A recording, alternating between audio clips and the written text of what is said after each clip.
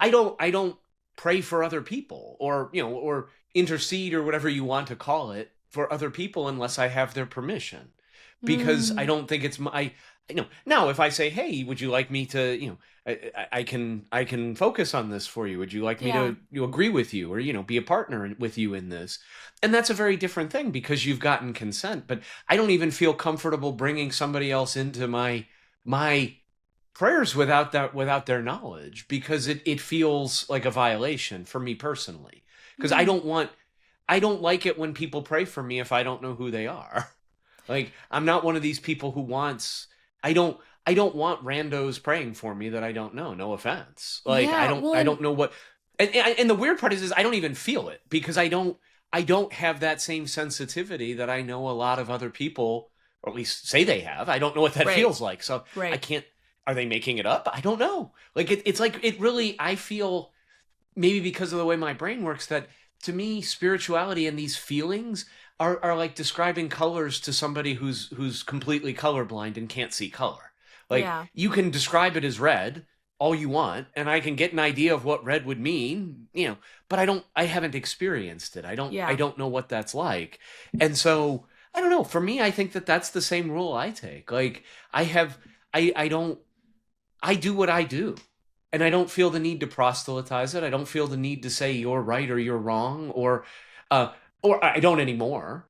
So that's where I kind of Right. draw the line. I guess I think you can always look at examples and say, is this okay? Is this not okay? Like, I don't I've never liked, even when I was super Christian, and very much into the uh very much considered myself an evangelical Christian, and a Bible thumping, word of faith believing Christian.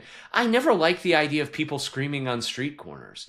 I Yeah. remember when I went to school at the University of Florida, um, we had this guy who would, in one of the squares of the greens of the school. I mean, every day he was out there like clockwork, like with his little soapbox. I mean, literally like a stand that he stood on, with his little microphone, with his little, and just screaming fire and brimstone, Oh sinners in yeah. the hands of an angry God, for hours, it seemed like. And I remember wanting nothing to do with him, yet still having a very strong, feeling of my Christianity, and belief in God, and this was the way. And yet, it's interesting, the cognitive dissonance, because in my mind, to me, like, there was a part of me that's like, I wouldn't want to do that. Like, that Yeah. doesn't feel right to me. And there's a part of me that's like, but that's what I'm. Isn't that what I'm supposed to be doing? Like, I mean, go ye forth and preach the gospel to every creature. I mean, I mean, really, in some senses, while I don't like what he's doing, at least he's consistent with his belief. Like, if Right. you're a Christian and you believe that that's what you're supposed to do, then he's living his calling authentically, whether or not I agree with it, whether or not I would want to do it. Really, why? Who am I? Okay, that's not for me. But the problem is the guilt, the inherent guilt I felt, because I wasn't I wasn't on fire enough for Jesus to stand on the corner and do that, you know? That's so interesting. Yeah. Well, and I do think that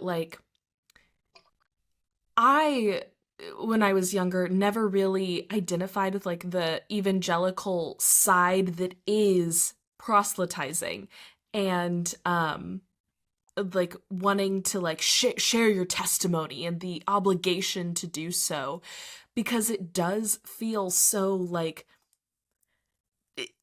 I I don't know, it's yours, and also like it just very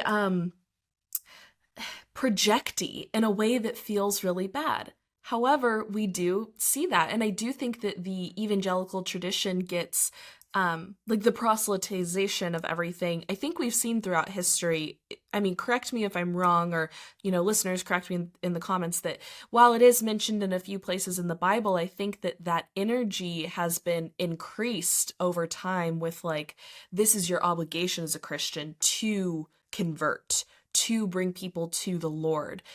But at the same time, it's if that is truly what you believe, every person you meet, you need to make sure that their soul is in heaven. If I really believed in hell, and if someone had not invited Jesus Christ into their heart, that they were going to weeping and gnashing of teeth, fire and brimstone for all of eternity, of course, every single person I would be running down the street saying like, I need you guys to to know how serious this is. Like, of course you would feel that way. Um, but there is something that's deeply true about like, but why does that make you so uncomfortable? Because I think we know that it is inherently a subjective experience and that people kind of make their own meaning out of it and must do that in a certain way. Um, I think too there's some tension or not tension, sorry, but it, it is interesting to hear you say the you don't necessarily, for lack of a better term, like pray for people unless you have their consent, which I think is actually really beautiful. And when you first said that, I was kind of like, huh, that's interesting. There's nothing wrong with like sending good energy towards someone who, I love and care about. They don't need to know that I'm, when I light my candle and say thanks to, my higher power for uh, gratitude for this life and all the things that I'm also expressing gratitude for them and safety and protection for them. But on the other hand, I'm like, there have been a lot of people in my life that when they wish good upon me, it is their definition of what good looks like. And it's kind of like, oh, yeah, no, I don't want your good. I don't want whatever that is, even though that's what good is to you. It's like, I wish for you, um, like my some of my family members wish for good is a husband and 2.5 kids and a white picket fence in Highland Park in Dallas. It's like that's my wish for you, and I'm praying that you get that. And to them, that is a deeply divine and kind thing. And to me, I'm like, get that away! Don't send me that energy. I don't want that. That feels deeply prescriptive and caging, and that's not good to Yeah. me. So who am I to say like my wishes for good for people has any business coming into their energy with what their wishes for good are for themselves? But I think you're 100% right in this. It comes down to like infringing on someone else's right and like the hurt and harm that things may do. That it's like that really is the tipping point. Yeah. And I think your point is so well taken. I mean, for me, it's I don't know who you're praying to. I don't know I don't know what entity you're praying to. I have no idea. Even if you say you're Christian, I have no idea what you're actually praying, who you're actually praying to. Yeah. I really don't know. And it's not that I have no fear of it. Like you can't curse who God has blessed, essentially. Like I know I'm blessed. I know that there's no one who can put curses on me. Um, but at the same time, I don't ever want to be someone that anyone would want to. Like, there's no need. People don't need to Yeah. put curses on me because I'm not cursable because I don't need to be. I don't need to sit there and say, "Go for it, take your best shot." Like, why? I respect what you believe, but I also respect what I believe, and that respect makes me say, you know what? I appreciate you want good things for me. I mean, I can't stop you from praying for me, but me personally, I don't ever want to do something under false pretenses. Yeah. And you may not believe the way I believe. And do I want good things for you? Yes. I mean, I practice that in my imagination. I want good things for everybody. If Right. something's if I see somebody who's got a bad situation, I try to imagine them in a better situation. Imagine them loving their job, imagining them with the person of their dreams, whatever it is.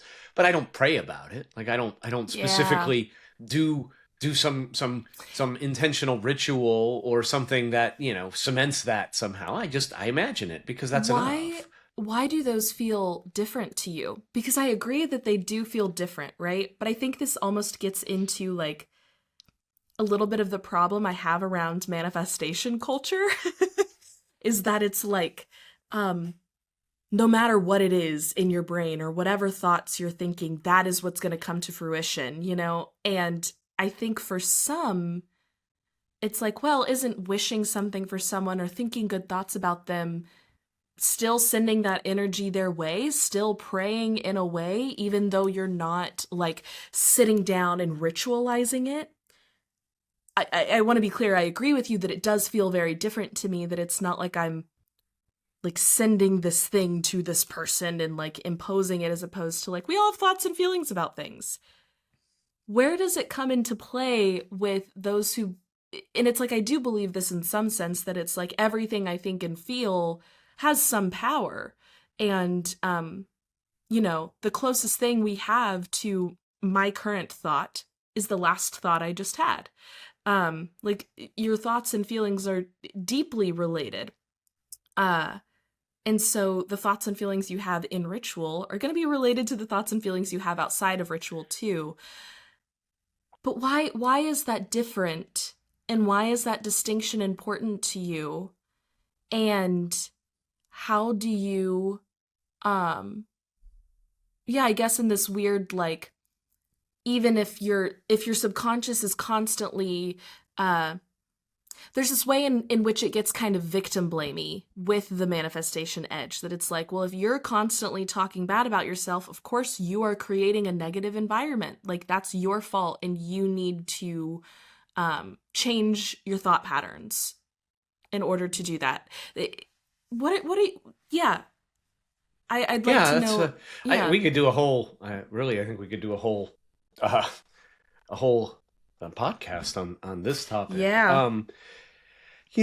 For me, there is this idea of a lot of people do feel condemned, and you had used the word condemnation earlier in a different context, I think. But Right. I think a lot of people feel condemned because it's like, well, other people do, and I know this, I recognize this from the Word of Faith evangelical Christianity I was under, because it was somehow this idea of, I mean, it was very similar in terms of, well, if you understand the secrets of faith, which again, there you to try to understand something that's faith is by definition ununderstandable, right? So there's an Right. arrogance just in that idea of, well, if you just understood things, Oh, but I it's this know the idea of, mystery. Yeah. exactly, yeah.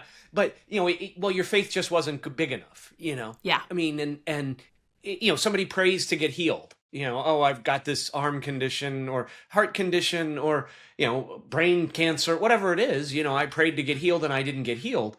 Well, God can't be the one wrong there. So I must have been wrong. So there's this idea of, well, it didn't happen to me Yeah. because my faith is, it can devolve into that, this sort of, you know, faith dick measuring contest, and somehow Yeah. like I've got the biggest faith dick out there and I'm going to swing it around, and if you're lucky, the shadow of my faith dick will pass over you like Paul, and people will get healed just from my faith dick. And It's listen, I used to be that guy, man.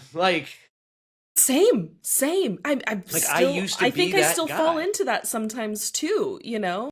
Yeah, we all do. I mean, because we're human, and those are patterns, and Right. we want but for me, it's not, there is no blame, because you're making up the rules as you go along. That's what I really think about Yeah. manifestation in terms And of, you know like, what? The size of your faith dick doesn't matter. It is how you use your faith dick. that is absolutely true.